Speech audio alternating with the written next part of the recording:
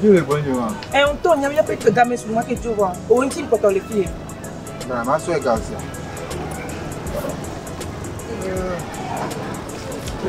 Et toi, c'est bon manqué. On tourne même la plus On te peut plus, il me fait quand vous voulez. Ce nom to magben là. Yo. Le Bénin.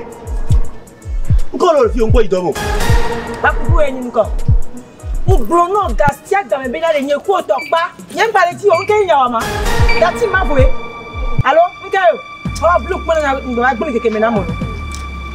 Désolé. Me capable pour faire. Ami agbe fu vide egbe fu ahanu mu no. Egbe ku yoyo, gbe na me gbe ne. Ebe nto en pasado, ebe mto, ble ku me na gba agbo keke me na mo lo. Jona yi ma ponu. Enyo le gbebe egbe fu a. Eni yakawe tono wa. Nke won no a, egbe ole yom nene. Yo mdo ape. O chance are a ola yo be na buneto. Bo to la, abo le ple fu na nyonu. O le tu ahwe na nyonu. Wa so da ti bi ha so me. Bo yi me ne da mo gba pare. On prend un peu de la chapelle. Ami wari yere pintom li ni kwidomo. Ye tok we pasadonye, le de kupuna. Mbe nyem le dio, e tok pasadonya an gba biti na nyawo la. O tan das donya wala. Moi il m'avance am timbe. Kwa ngba we mto. Gba video. Kwa ka me fa so je so ko. Dasi gba mo wan tin gba kende me na. Moi il m'avance. Kwa fa ta. Apelo. Me ko fa otro me cha bila ple. Ça.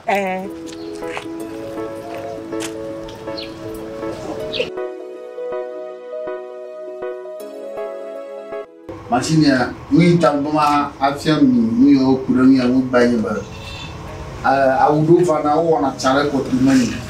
O de call am fi leke fi o. Do wo de da lo chin. Akota fi. Modolo na bo do da pare ka modolo na bo do da pai. Modolo na chi moto. Tana yo to ma chi a no yo moto. Ye tai. Ani.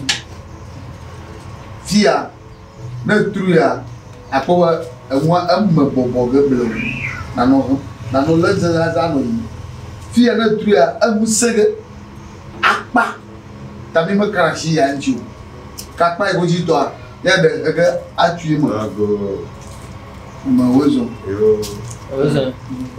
yo plona mi bere na ba de fa mi to wo so na market ha wozo yo nke fu de mi a abuga fisini ya wozo popoto no il faut le mal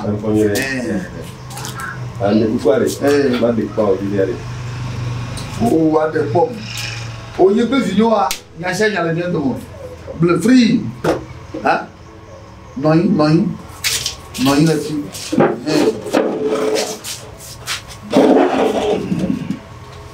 nya na le agbe na fa ye pe vinyo a ale mi le e ti motora mi ado nya kata ni dada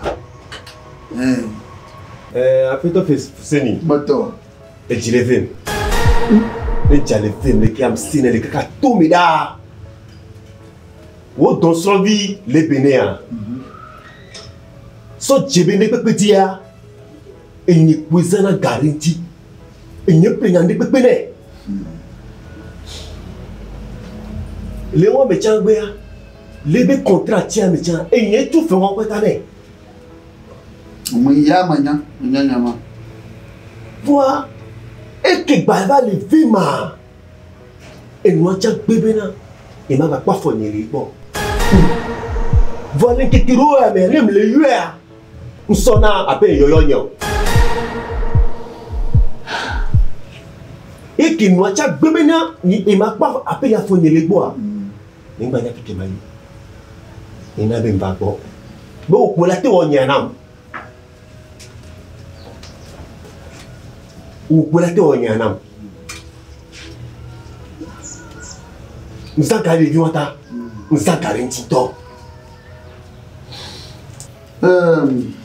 amaganya masenyo le nyabonya te bungwa edola seveve ala ba gaizana le de eta nyama susuida ala ba nyama nyale ke kovana to amido via ba Hey ya kamera baba ti ke ya ho bi ya onya na no walo On y a un noé.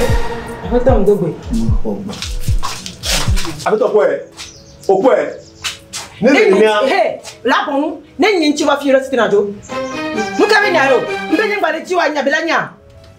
Alors, on coupe la sur le pognon dio. Il n'y a pas de quoi. Tu t'es najo. Ta bombe la si au mien à nous. À dans le renom. Allô? Elle est dans le film, elle est bon camion. Elle est bon camion. Avec toi, c'est mieux. Au point. N'est le néa. Nyama ko contrat nya. Ma ko gagna. On va gagner pipo. Ma ko gagna. On va gagner pipo. Anyum. E gare ve gbere la tidia. Ye tom jab na he. Ko lo do are. Ko lo are. Jiuna jama. Jiuna jama. Le bede, le kenyenya. Enya yimete blongo. Aka maganya. Le nyakata wa manyaba we gazam deta. Afi wa di do mo kle nyakata awe. Kaka ne be ya ko e ga. Ma fi mai da funan vie. Ya ina ba zanga ma da tafiya ta baji. Na mu dare ka da jimov. Da susumata. Ga ma ga ta no nyi fia na ho. Ga ma ga ten no nyi fia na ho. Ye le bene de le ko joy. Nkatai na wona na maro. Apeto nyembe nyemba lejo. On te nyebe do machine one. Ne machine la si om date wodo. Nto ne bene ple machine agbe mi ple machine mo bena e gamle sio. Bona mi hia machine. Kemte le ple wa nya me ba mi ple na me. Ka me ple na ma a mbene jo nyemba le diko. Amo bu ple machine. Et ma ko gagna. Ma ko gagner. Na me bu ple machine a métier ne va tout faire. Ne va tout faire. Ma ko gagner c'est le cas. Anyo le bene. Apeto yen tim bon ko. Sinon toto la nyang to je si miere. Emanyo. Maganya. Basenya. Aka ngwi le ngwa ngwe ba. Ava naga da tabana sondo. Kaka jo bo vetu e. Ngwi ta naga ro ma ba njeje pon. E ma gbo mo le ba e po mo bu. Le machine ne. Na nyua aijila ugbo na mi plo nya po e ba mai ko po. No wa ka fo wa no. Ala ba gama glo na le be a bo ye via. Gama no yo e ba ngoni ha ma ka to to. Dila chom dibe wa pa fo nyelo wa ba homo. E ntin ba gboro apeto. Le ko na po ye ndo di primi agbele. Ale na wa ko ga wa. Apeto yen ja tu fere popolo. No be ma chi no wa ke mo so kana wa. So ene. O e ko ga lo. Babi di be mpompo no no bo we oga no di ma tu fe ya tu fe ko no be ma ti a fe ne be le pompo na to oh le bene na nyu ade amaga mbasenya wa hai ale wa no nya bora sia abatone o mi afieli nya ma klo to evito le bene ro kwa jabagba yin to be pon wu fo kwa o pro machine ne kwa yin to no ro we kwa ma akun ma amana ko gani no ava kona de kaje ko ihana tedam kwa ihana evu le nya we ma apeto yen ko ni ma tu fe ane a kene kimi dogwa le ke ntam le kingbe be po ba to do ajia le tro fun ma no nam ne pa ila ho be ga ne te ba mda ho gare popo nja ko ga chan zaza ko do na kiki mo nja ko ke de pe mu to o enye plo kiki no enye plo no fini bleula masenya o mo be ya masenya e wa ko do are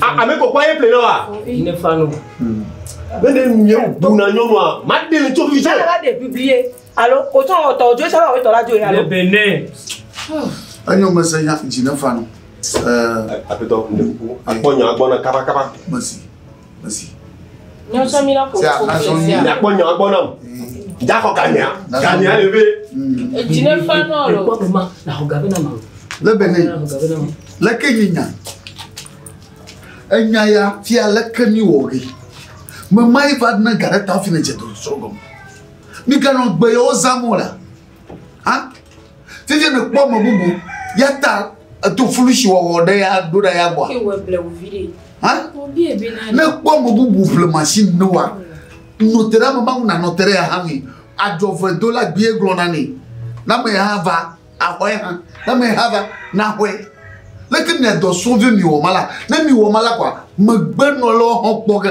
anu wo la ha mi na nko nwi na no mianchi nko nwi na no mian chitati no wa shawo yo na mia o heteli yo na mian chuo man leke yinya man na nya na jagba na blino me na blo machine no ba na jagba wa do do mo mia oga mo bolashi epa